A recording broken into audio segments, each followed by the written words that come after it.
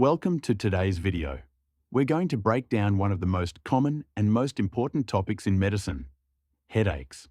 As medical providers, it's essential to know not just the common headache types, but also the life-threatening conditions you must never miss. Headaches are divided into primary and secondary types. Primary headaches include tension-type headaches, migraines, and cluster headaches. Secondary headaches, on the other hand, can signal something much more serious and are the ones we absolutely cannot miss. In this video, we'll review the classic features, treatments, and red flags you need to recognize right away. Tension-type headaches are the most common type of headache in the general population. They're typically described as a bilateral, band-like, pressing or tightening sensation. Pain is usually mild to moderate, not worsened by activity, and patients generally don't have nausea or vomiting. A useful clinical clue is that they may have photophobia or phonophobia, but not both. For acute treatment, non-steroidal anti-inflammatory drugs, acetaminophen, or combination analgesics with caffeine are usually effective. If available in your clinical setting, Toradol IM may be used. Preventive management starts with identifying and minimizing headache triggers. This includes stress management, optimizing sleep, nutrition, and exercise.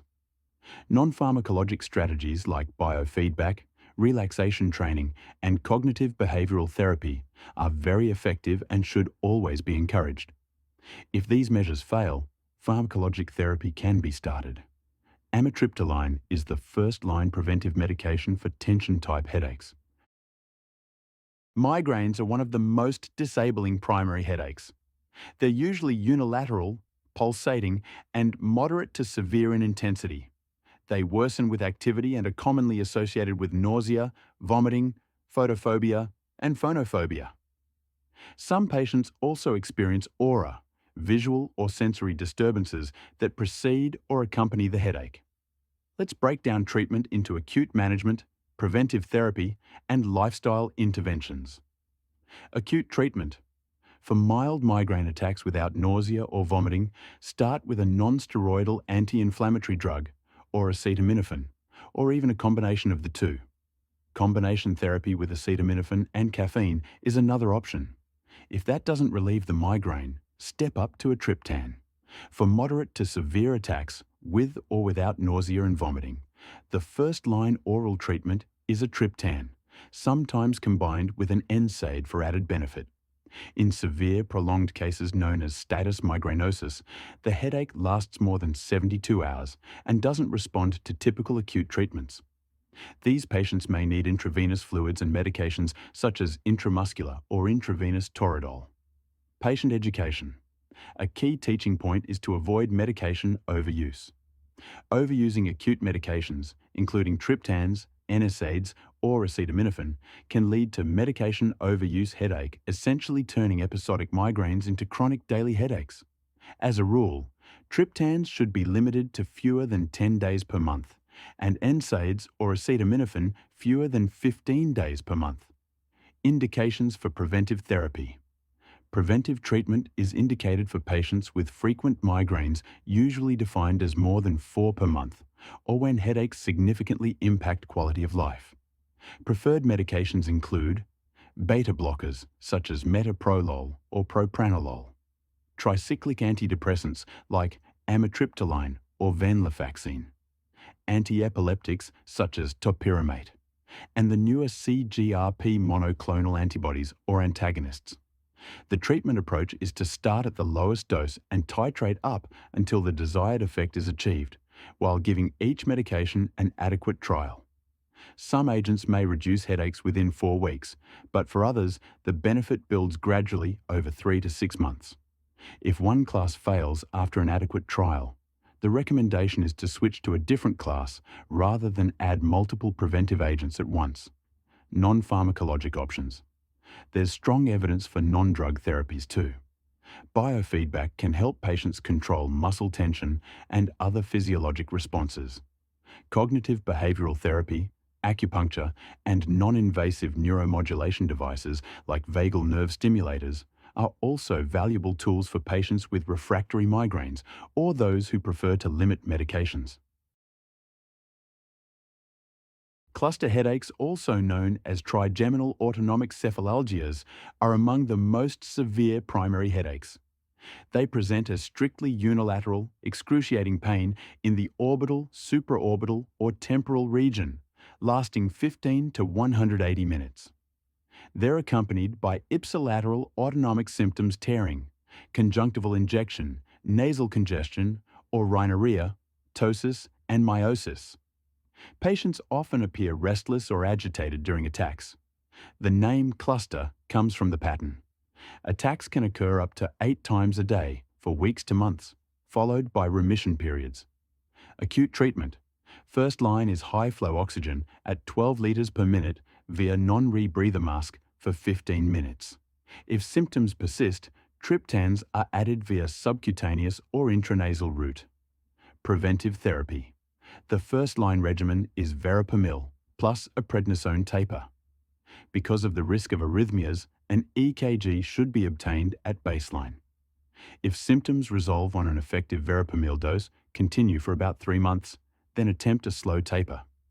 If symptoms don't resolve, alternative or adjunctive options include galcanezumab, lithium, topiramate, or a greater occipital nerve block. There are a few other headache types worth knowing. Medication, overuse headache, or rebound headache, occurs when patients take analgesics more than 10 to 15 days per month. It presents as a chronic daily headache, worse in the morning when meds wear off. The fix is withdrawing the overused medication. Sinus headache, facial pressure that worsens with bending forward, nasal congestion, and purulent discharge. True sinus headaches are less common than patients think. Most sinus headaches are actually migraines. Treat symptomatically, and antibiotics only if bacterial.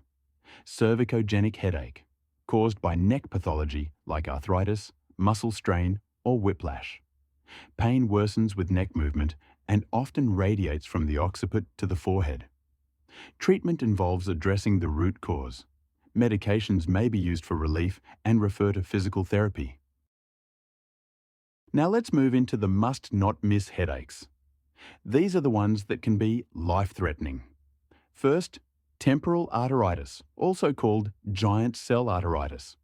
A chronic inflammatory disease of large and medium-sized arteries, especially the branches of the external carotid artery, like the temporal artery. It's actually a type of vasculitis.